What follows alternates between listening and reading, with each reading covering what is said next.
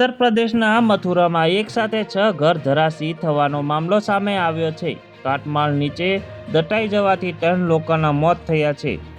તે જ સમયે ઘણા લોકો હજુ પણ કાટમાળ નીચે દટાયેલા હોવાનું કહેવાય છે।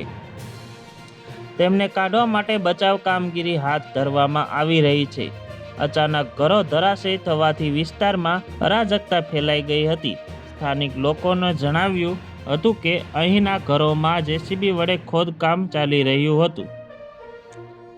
મથુરાના ગોવિંદનગર પોલીસ સ્ટેશન વિસ્તારમાં એક મોટી ઘટના પ્રકાશમાં આવી છે।